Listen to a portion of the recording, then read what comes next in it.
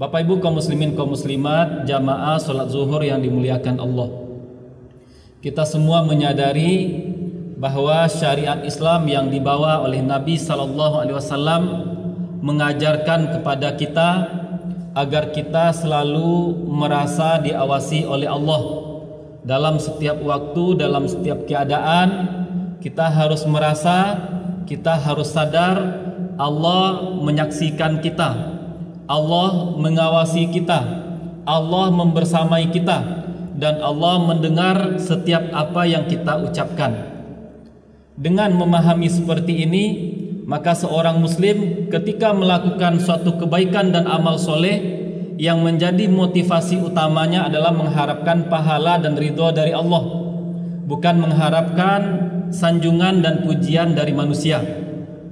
Begitu juga ketika kita meninggalkan sesuatu perbuatan tercela, tidak melakukan perbuatan buruk, motivasi utama kita adalah karena takut kepada Allah, bukan karena takut akan dihukum oleh manusia, bukan karena takut dikatakan kita sebagai orang yang tidak taat aturan. Ketika malaikat Jibril bertanya kepada Nabi sallallahu alaihi wasallam, "Wa mal ihsan?" Apa yang dimaksud dengan ihsan wahai Muhammad?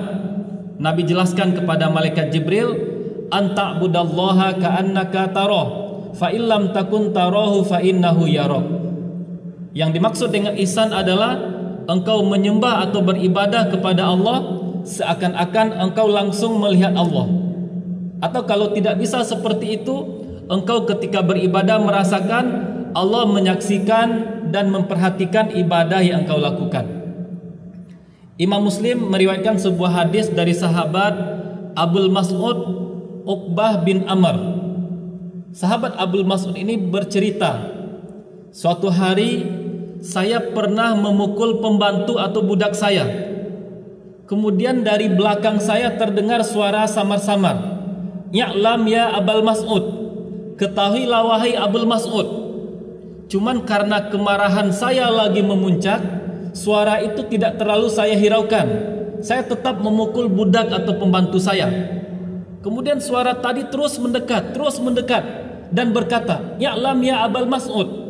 Ketahuilah wahai Abul Mas'ud. Setelah suara itu semakin dekat, saya sadar ternyata itu adalah suara Rasul sallallahu alaihi wasallam. Menyadari itu adalah suara Rasul, cambuk yang ada di tangan saya langsung saya lempar. Dalam riwayat lain disebutkan, cambuk yang ada di tangan saya yang memegangnya gemetar, dan cambuk itu langsung jatuh ke tanah.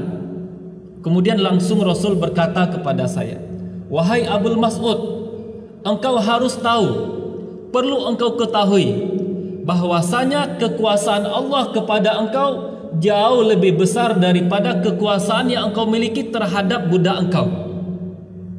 Mendengar kata-kata Nabi sallallahu alaihi wasallam, kata Abul Mas'ud, saya langsung berkata, hari-hari selanjutnya, hari-hari ke depan, saya berjanji saya tidak akan pernah lagi memukuli budak atau pembantu saya. Bapak Ibu kaum muslimin kaum muslimat yang dimuliakan Allah, dalam kehidupan kita mungkin kita sering menemukan beberapa hal yang sejatinya pelanggaran, tetapi jika diadukan ke pengadilan itu bukan pelanggaran. Suatu tindakan kriminal yang jika dihadapkan ke pengadilan bisa dianggap itu bukan suatu kriminal. Meskipun di mata hukum di hadapan pengadilan tidak pelanggaran, tidak kriminal, kita harus ingat perbuatan tersebut selalu dilihat oleh Allah. Perbuatan tersebut tidak akan pernah luput dari catatan malaikat. Meskipun tidak diadili di dunia, di akhirat nanti yang namanya pelanggaran, yang namanya kriminal pasti akan diadili, pasti akan disidangkan ketika setiap orang sudah menerima catatan amalnya. Catatan amal yang sungguh luar biasa. Dalam surat Al-Kahfi dikatakan oleh Allah, la yughadiru saghiratan wala kabiratan illa ahsaha. Tidak ada perbuatan kecil ataupun besar yang terluput di catatan amal kita. Semuanya tercatat dengan rapi. Maka ketika itu semua perbuatan kita akan disidangkan, kita akan diadili. Kita kasih beberapa contoh kecil dan sederhana. ketika seorang suami berbuat kasar, berbuat jahat atau menyakiti istrinya. Bisa jadi ketika si istri mengadu, melapor ke pengadilan, laporannya tidak digubris oleh pengadilan, tidak dianggap pelanggaran. Meskipun di hadapan pengadilan tidak dianggap pelanggaran, kejahatan suami dibiarkan. Si suami harus tetap ingat bahwa perbuatannya tidak pernah luput dari Allah. Kezaliman yang dirasakan oleh istrinya disaksikan dan dilihat oleh Allah. Rintihan dan jeritan hati istrinya itu juga didengar oleh Allah. Lebih dari itu, seorang suami yang menyakiti istrinya harus selalu ingat bahwa kekuasaan Allah kepada si suami jauh lebih besar, jauh lebih dahsyat daripada kekuasaan si suami kepada si istri. Contoh lain, seorang karyawan atau seorang pegawai yang gajinya dipotong atau tidak diberikan oleh majikan atau oleh atasannya karena alasan yang tidak jelas. Kemudian si pegawai atau si bawahan tidak mau melapor ke polisi, atau dia tidak ingin melapor ke polisi karena dia sadar atasannya atau tuannya memiliki pergaulan yang luas, memiliki kekuasaan yang besar. Dia tidak mau melapor, tidak ada keinginan untuk melapor.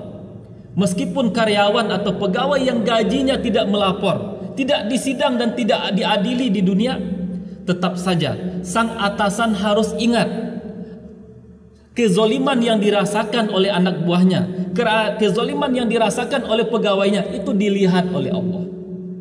Doa-doa yang dipanjatkan oleh pegawai yang terzolimi, oleh orang-orang yang gajinya dipotong tanpa hak, doa mereka didengar oleh Allah.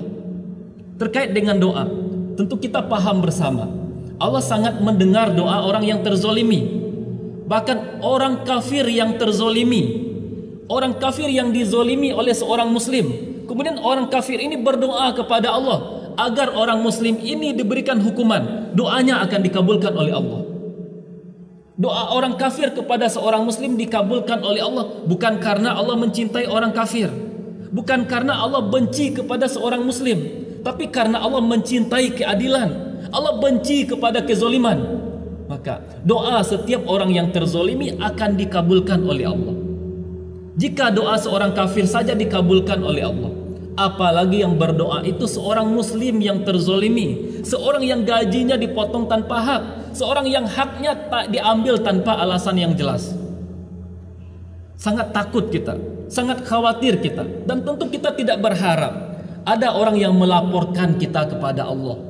Ada orang yang dalam sujudnya berkata, "Ya Allah, hak saya diambil oleh si fulan. Si fulan menzalimi saya, ya Allah. Saya tidak bisa melawannya. Maka hanya kepada Engkau saya mengadu, ya Allah. Hukumlah dia, balaskanlah dendam saya, ya Allah." Takut kita kalau ada orang yang melaporkan kita kepada Allah. Contoh lain mungkin, ketika orang tua, baik itu ayah atau ibu, bersikap tidak adil kepada anak-anaknya, pilih kasih, sayangnya tidak diberikan merata kepada anaknya. Ketika hidup dia tidak mempergauli anak-anaknya dengan adil. Ketika meninggal dunia pun dia bersiasat agar wasiat atau agar warisan tidak jatuh kepada anaknya. Meskipun si anak tidak mengadu kepada pengadilan, tetap saja perilaku orang tua akan dicatat oleh malaikat. Perilaku orang tua disaksikan oleh Allah. Di dunia bisa jadi tidak diadili, tapi ketidakadilan orang tua kepada anak di akhirat kelak akan diadili di hadapan mahkamah Allah yang maha adil. Maka dalam kehidupan kita sering melihat orang-orang kuat yang zalim kepada orang-orang lemah. Biasanya Allah tidak biarkan orang kuat itu meninggal kecuali setelah Allah berikan hukuman atas kejahatan dia menzolimi orang-orang kecil, atas kejahatan dia menzolimi orang-orang lemah. Maka dalam hidup ini kita harus waspada. Jangan sampai kita berbuat zolim. Jangan sampai kita mengambil hak orang-orang yang tidak punya di dunia ini kecuali Allah. Mereka tidak bisa melapor kepada penguasa, mereka tidak bisa melapor kepada pejabat. Laporan mereka hanya kepada Allah. Jangan sampai orang-orang seperti itu yang kita zalimi. Bapak Ibu kaum muslimin, kaum muslimat yang dimuliakan Allah. Pesan Nabi kepada Abdul Mas'ud ini senada dengan firman Allah dalam surat Al-Balad ayat yang kelima. Ayahsabu allai yaqdiru alaihi ahad. Apakah manusia itu mengira tak seorang pun yang berkuasa atas dirinya? Maka seorang muslim yang paham dengan hadis Nabi ini, yang paham dengan ayat ini, dia akan selalu bersikap rendah diri. Meskipun dia punya harta, dia tidak akan sombong dengan hartanya. Meskipun dia punya kuasa, kekuasaan dia tidak membuat dia sombong. Meskipun dia punya jabatan, jabatan dia tidak membuat dia semena-mena. Meskipun dia cerdas, kecerdasan dia tidak membuat dia merasa lebih baik dari orang lain. Seorang muslim selalu sadar, jika Allah mau, kekayaan dalam sekejap bisa diambil oleh Allah. Banyak orang kaya yang jatuh bangkrut, jatuh miskin, dililit hutang. Jika Allah mau, kecerdasan bisa dicabut oleh Allah. Yang bergelar profesor, yang bergelar doktor, jika kecerdasannya dicabut oleh Allah, bisa menjadi orang bodoh, bisa menjadi orang gila. Orang yang punya kuasa, jika kekuasaannya dicabut oleh Allah, juga bisa tiba-tiba menjadi orang yang hina. Bapak Ibu kaum muslimin, kaum muslimat yang dimuliakan Allah. Surat Al-Balad ayat 5 dan hadis atau pesan Nabi Ki Abdul Mas'ud mengajarkan kepada kita bersama. Jika kita seorang majikan atau jika kita seorang atasan, jangan pernah berlaku zolim. Jangan pernah kita mengambil hak bawahan atau orang yang bekerja dengan kita. Jika kita seorang suami, jangan pernah kita menyakiti hati istri kita.